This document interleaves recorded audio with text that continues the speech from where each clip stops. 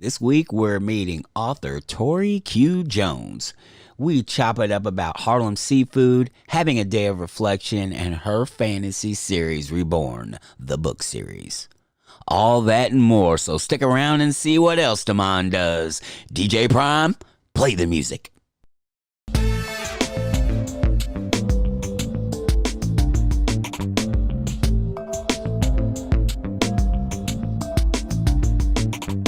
Welcome to Damon Does, Conversations with Creatives. It's your nerd space safe place and where you may find your new fave. I am Damon, father of two, husband of one, and leader of this here Demodcast. My next guest is an author who loves her some anime and video games, and she's here to talk about a foray into the fantasy genre with Reborn, the book series, completing a nerd trifecta. Ladies and gentlemen, or wherever you are on the non-binary spectrum, give it up for Torrie Q Jones! Hey, that was a dope ass entry. I love it. You just made me all excited. For real. Thank you. I love it. Thank you. Thank you. Thank you. I appreciate you having me on the show. Well, thank you for taking time out to talk to a perfect stranger. How are you doing today?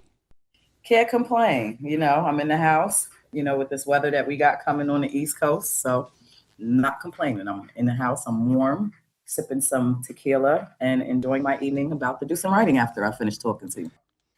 Now, before we get into this creative conversation, where would you like to be found on the internet?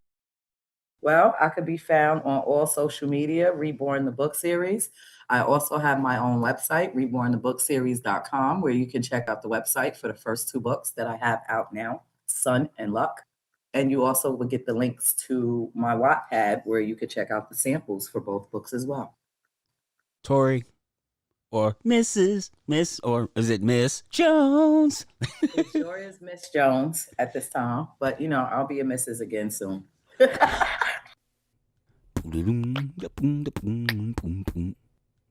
When did you know you wanted to be a writer?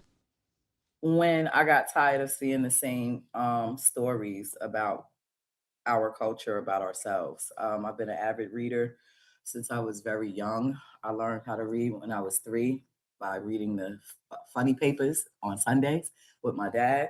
So I always read anime and different genres of reading since I was that young. And I never saw not too many characters that looked like myself. And as I got older and I still witnessed the same thing, I decided to write a story that I think will be great for our culture. And I think it came out dope. And now I'm sharing it with the world. That's awesome. So you've been a writer since you were a wee little. Or do you have any old projects? No, I could be honest with you. I didn't write. Everything was always in my head.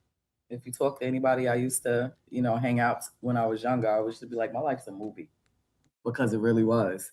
But I never wrote anything down. I didn't. It really wasn't until about, I would say 2018, 2019, that I started taking it serious, because I was very disappointed in the fantasy genre. Like, as much fans as the Black culture has been from anime, cartoons, karate flicks, like we've always been fans of these genres, but it seems like character wise, we was really never included in those stories. And it was disappointing. So I decided to write one. Please tell me about that series you wrote, Reborn, the book series. So Reborn the book series is a series where you're going to follow a new character for each book. So each book you're introduced to a new main character, and we follow them on their journey where they realize they're reborn with a power. And we follow them on the journey of the what, whens, and hows, and the reasons of why they were reborn in our time with this power. Like I said, each book does introduce you to a new main character, but it's a universe that's all tied together. That was the first thing I was going to ask him. So, are there going to be like references, like it's Sun and Luck? Yes. Are there like oblique references in Luck from to events that happen in Sun and vice versa? Yes, it is. So I will say, I feel like with Sun is a good introductory book to the universe, right? Like, yes, we're meeting the main character and we're learning about him, but it's also an introductory book to the universe. I will say, book two, I'm not going to say it's not a standalone, but at the same time, if you didn't read book one, I won't say that you won't be able to follow book two, but there's a lot of little things that you may not catch on with right away. It is a series. I do plan, this is so far a planned 6 book series that I'm working on right now. I'm actually promoting book three. Hopefully, I'll have a release date soon for book three. So I'm currently writing book three. And I can say by book three, you would have to have read the first 2 books to understand what's going on in book three. What do you wish you had known when you first started out? How hard marketing would be? Oh my gosh. So my original plan for this, for my author journey, was I was going to be a ghostwriter.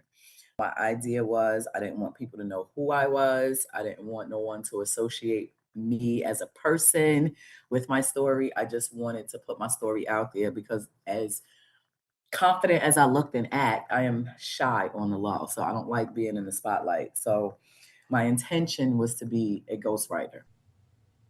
But that didn't happen because everybody that I started talking to and a couple of people that I'm connected to, when I told them what I was doing, they end up putting me in the spotlight in a couple of places. And I really enjoyed talking to people about my books, about my story, about why I'm writing it. And that's why I'm here now. Why are you writing this series? Oh my gosh, we need it. I am so tired of the same repeated stories on Black culture. We have the rich, the poor to rich stories. We have the white savior story. We have the slave stories. We have the gangster. We have the gangster turn a lover boy stories. Like, I'm just so tired of the same stories that, in my opinion, we are a lot of times perceived as negative. I think that we need to start telling more stories and showing more stories that we are, as a Black American culture, that we are more than where we come from. Yes, we understand what we go through. We understand the plights that America has put us through, but at the same time, we are bigger than that. We are more than that. And I think if we start showing and creating more stories that include us as well, I think that would help kind of change some of that mindset. Thank you for your part of changing that perception. For real, seriously. Don't get it twisted. I know where I come from. I know what I lived.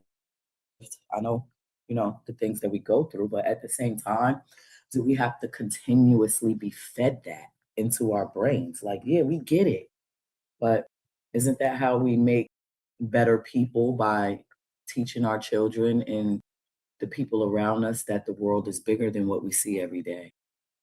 Technically, what we experience in those environments, that's not normal.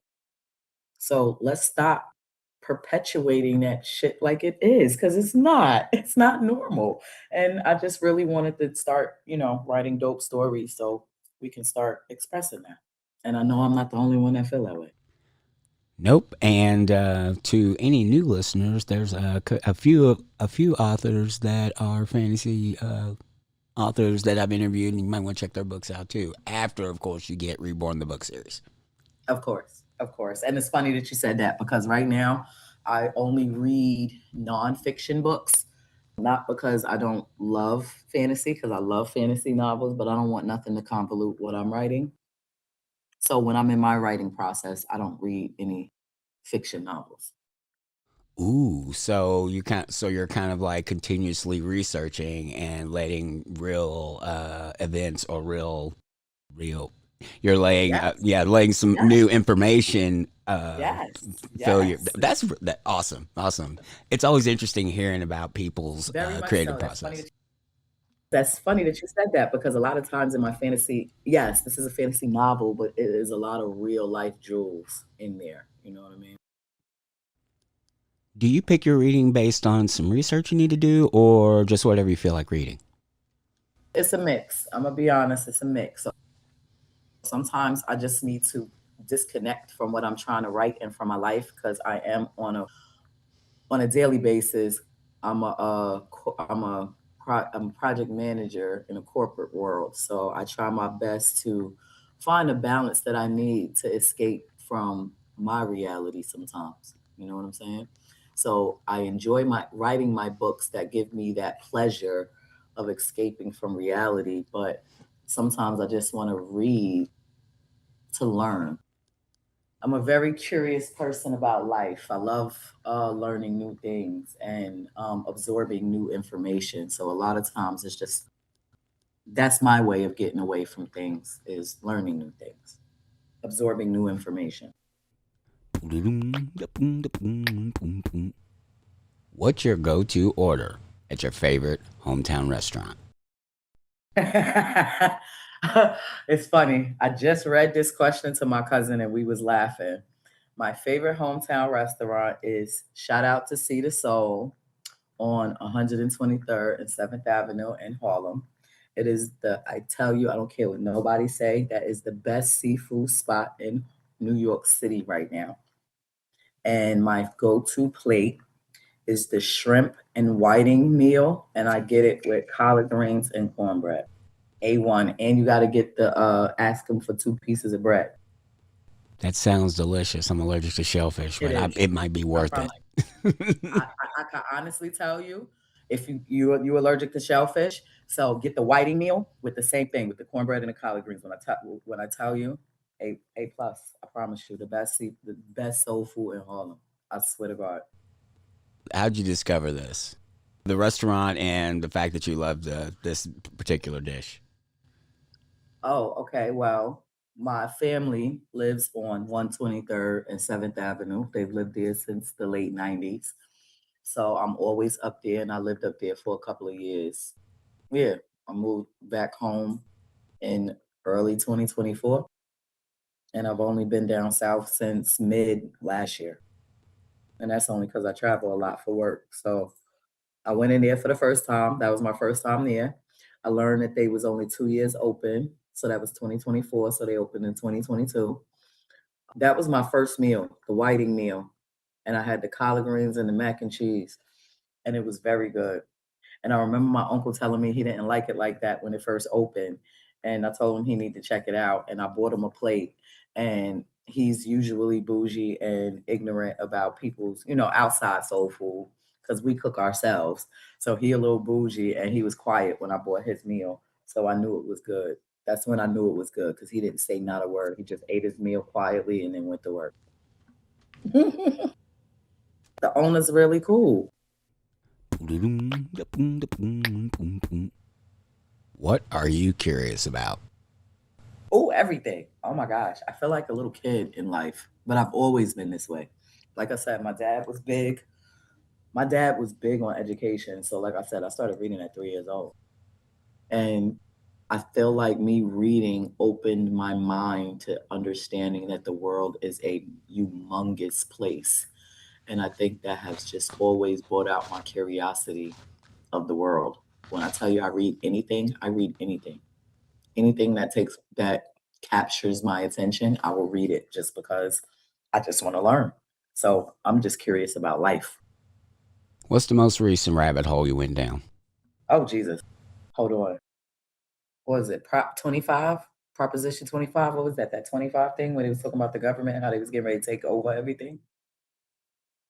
That was the last thing I went down a rabbit hole with the conspiracy theories, and that's only because I just wanted to know what everybody was talking about. And I got a headache. I'm not gonna lie. I end up reading, no, I end up watching my favorite anime for like 3 days straight because I got a headache from some of the stuff that I end up discovering about our government and the things that people believe is going on and the things that is going on. So yes, I gave myself a headache, so I would never do that again. When you absorb information, you got to understand what you're reading, what you're putting into your mind. And I'm not going to sit here and say that I'm blind to the things, but let's not say I feel like you're opening yourself to a lot of things that you might not understand. So I'm gonna mind my business and drink my water. What should I ask you that I didn't know enough to ask? Don't laugh at me. I've been stuck on that question for like the past hour. I don't know how to answer that because you don't know me at all. So I feel like you don't know enough about me to understand my hobbies, what I do for work, what makes me tick. There's a lot of things that I feel like you don't know enough about me to ask certain questions. What's the most interesting thing about you, in your opinion, obviously, Mhm. that people, even people who know you, would be surprised by, if there's a thing? Oh, my hobbies. Everybody is surprised by my hobbies. I guess I don't look like the typical girl that watch anime, play video games. I like sports. I like cars. I'm not a girly girl, but I think I look like a girly girl, but I'm not. So, what's your favorite anime? I have three. My top three is Dragon Ball Z, Fairy Tail, and Bleach. I haven't seen Dragon Ball Z, but I've seen the other two. Okay. Nice. Nice. Nice. You watch Thousand Year Blood War yet? I have watched a few episodes. I Yeah. get sidetracked sometimes. You gotta watch it. Well, They did a good doggone it. I job. guess I have to go back to that then. Nah, you do. You do. When I tell you, they did a good job. They did. I am very, very looking forward to the rest of it because it's not done yet. Oh, So really? yeah, it's not done yet. I believe we're getting the second part of the Thousand Year Blood War this year sometime. But yeah, when I tell you Bleach is one of my favorites. Bleach is one of my favorites. Yeah, Ichigo Kurosaki is one of my favorite characters that they've created, hmm along with Goku and Vegeta. Technically, Vegeta is my favorite over Goku, but people don't like to talk about that. And then I'm a nerd on the low. I can't say that. Yeah, I'm a nerd on the low. You're a you're a nerd in preppy clothing? Oh hell no, I'm as hood as you could get. I promise you. I like what I like. So a lot of times when I meet people, and I'm like, yeah, I love video games. I've been playing video games since Atari. They look surprised when I talk about some of the anime that I watch. They're like, "Oh wow, you really watch anime?" Yes, I do. I do. Been watching this for a long time. My mom put me on the Mega Man. I love it. That's awesome. Like for real. Like my mom put me on the Mega Man. That's fantastic. So it's like I've really been into this for a long time. And again, that's why I decided to start sharing a story that I think, would be cool for our culture because I've been one of those people that's been into, those things for a long time. And I just don't feel like we're always included. Facts. I don't think she's talked about enough for this because she's been in a bunch of controversy, but that's one of the reasons why I love Meg the Stallion. I love the fact that she embraced the anime part of herself in video games to where she made the younger generation of black girls feel like, oh, I can also admit that I like that stuff too. Like I love the fact that she, brought that part out of herself to where she didn't allow her rap lifestyle to put her in this box that she's just some raunchy rapper. You know what I mean? Like she likes anime, she plays video games, she loves the Japanese culture, things like that. So it's like I love the fact that we're embracing that part, but I would love to see more of us telling our stories. Like their stories is dope too, but can we do that too? If you could create a new holiday, what would it commemorate? What would it commemorate? So my birthday is 10/20. And I feel like that's not the end of the year, but that is a good time of reflection. So I always use my birthday as a day to understand where I'm at in the year, where I want to go, what I've accomplished. So that would be 10/20 would be National Reflection Day. Exists. Does that exist? I don't know. Future me, make sure you. This came out so much better the first time. Future me, look up Day of Reflection, see if there's a someone else who celebrates it. If so, put that here. If not, say something clever instead.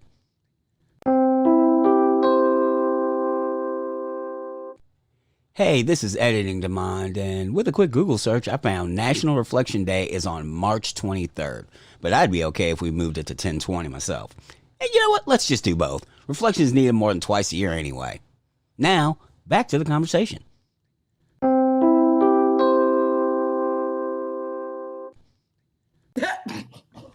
Really? That is funny. That is too funny. That's interesting. Okay. So see, 10/20, Day of Reflection. I like that. That's a great idea, and it's close enough to the end of the year. It's right before. Yes, like think about it. It's literally the 10th month at the 20th day. You have a day to sit and think about everything that you've accomplished, things that you worked on, things that you've been through. Because again, that's what I, unfortunately, at the age that I am, that's what I think about on my birthday. And now, what do I need to do to continue on with what I want to do? So, yes, I would appreciate 10/20 being the day of reflection. Why create? I think I've spoke about this before, earlier.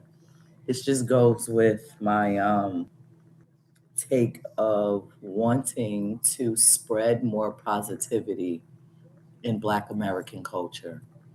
I want us to love ourselves more. I want us to look at ourselves as heroes. I want us to look at ourselves as leaders. I want us to look at ourselves as a community. I just want more for us. I do. And I will forever write stories that is going to empower us for the people under me, the people after me, to understand that we are more powerful together, we are more powerful educated, and we are more powerful when we control our own. Torrie, thank you very much. I appreciate it. Thank you. No, for real, thank you. I enjoyed our conversation. Thank you.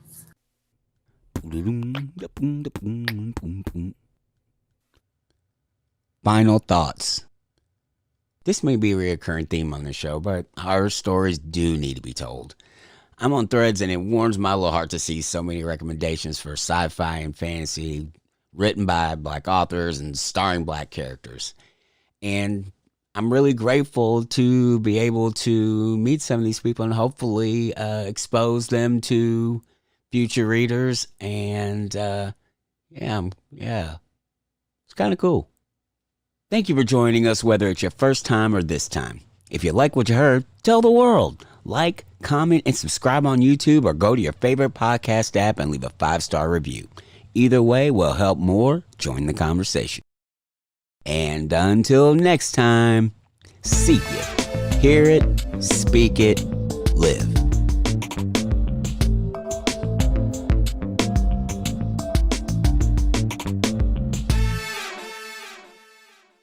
Congratulations. Or is Congratulations. I got to find a husband first. oh, my bad. I was like, look at me breaking news. It's okay, though. It's okay.